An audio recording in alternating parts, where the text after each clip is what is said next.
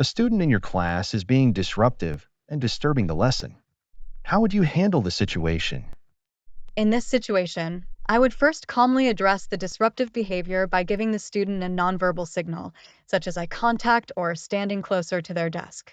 If the behavior continues, I would politely ask the student to stop and remind them of the class rules that we established together at the beginning of the year. If necessary, I would have a private conversation with the student after class to understand any underlying issues and work with them on improving their behavior. I believe in positive reinforcement and encouraging students to be accountable for their actions while ensuring the classroom environment remains conducive to learning.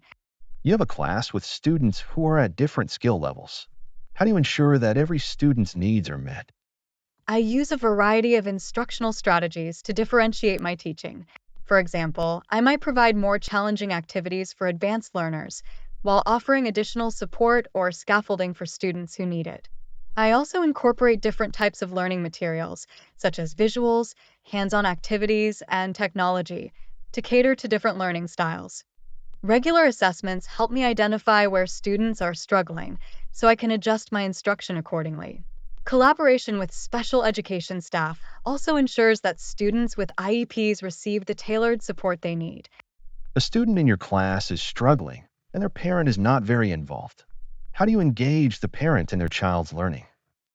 I believe building strong relationships with parents and guardians is key to student success. If a student is struggling, I would first reach out to the parent with positive feedback about their child to establish rapport. Then, I would communicate my concerns in a non judgmental way, offering concrete examples of where the student is having difficulty.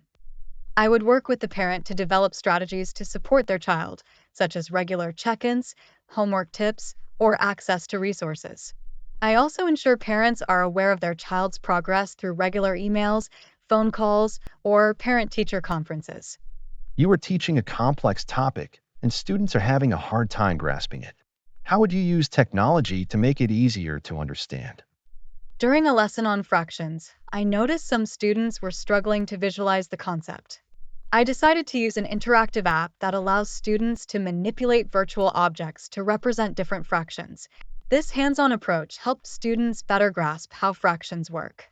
Additionally, I used an online quiz tool to assess their understanding in real time, allowing me to give immediate feedback. I find that technology, when integrated thoughtfully, can make abstract concepts more concrete and accessible to students. You have several responsibilities: teaching, grading, lesson planning, and communicating with parents. How do you manage it all? Time management is crucial in teaching, so I prioritize tasks by urgency and importance. I set aside specific times for lesson planning, grading, and responding to emails.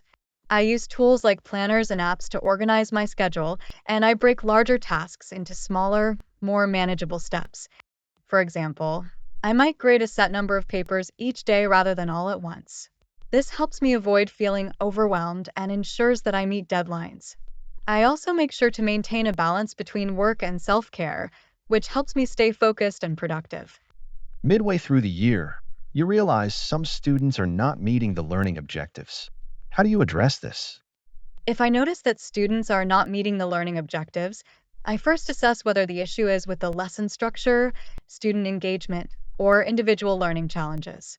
I use both formative assessments, such as quizzes, exit tickets, and classroom discussions, to gauge their understanding. I also provide differentiated instruction or additional resources for students who need more support. I would have one on one meetings with students to set individual goals and check in regularly to monitor their progress. For students significantly behind, I would collaborate with colleagues, such as special education or resource teachers, to develop a more targeted intervention plan. A student is disengaged and shows little interest in your lessons. How would you motivate them?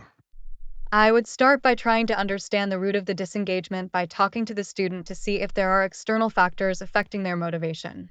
I would then work to connect the material to their personal interests. For instance, if the student is interested in sports, I could incorporate sports statistics into a math lesson. I also find that giving students some choice in their assignments helps increase engagement. Additionally, I use positive reinforcement to celebrate small successes, which can boost their confidence and willingness to participate.